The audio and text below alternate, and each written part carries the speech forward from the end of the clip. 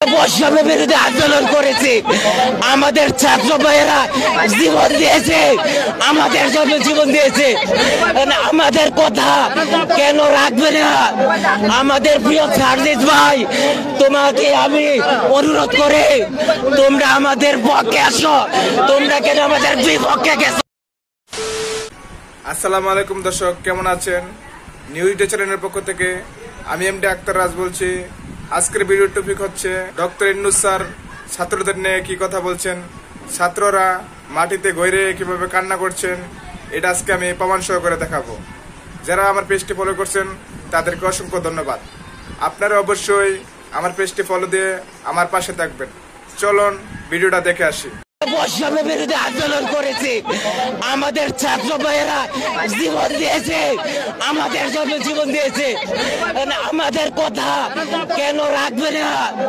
আমাদের প্রিয় সার্জিস ভাই, তোমাকে আমি অনুরোধ করে তোমরা আমাদের পক্ষে আসো, তোমরা কেন আমাদের বিপক্ষে গেছো? 17টা গুনে গুনে ভাইবা দিছে, এই পর্যন্ত আমার জব হলো না।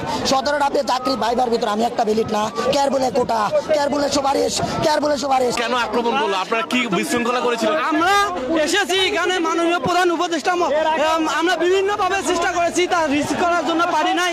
তাই আমরা তার সাক্ষাতের জন্য সামনে এসেছি, কিন্তু পুলিশ হয়তো ভেবেছে যে আমরা বিশৃঙ্খল করবো, সেজন্য তারা টিয়ারশেল রাবার বুলেট মেরেছে।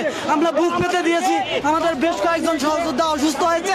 তারপরে আমরা বলছি আমাদের জীবনের বিনিময় হলো, রক্তের বিনিময় হলো 35-এর সমাধান চাই। তাহলে এই সরকারের সময় যদি জীবন দিয়ে দাবি আদায় করতে হয়, তাহলে সেই সরকার আর এই সরকারের পার্থক্য কোথায়? তাহলে আমরা কি বলতে বাধ্য হচ্ছি যে চেয়ার বদলালে কখনো নীতি বদলায় না?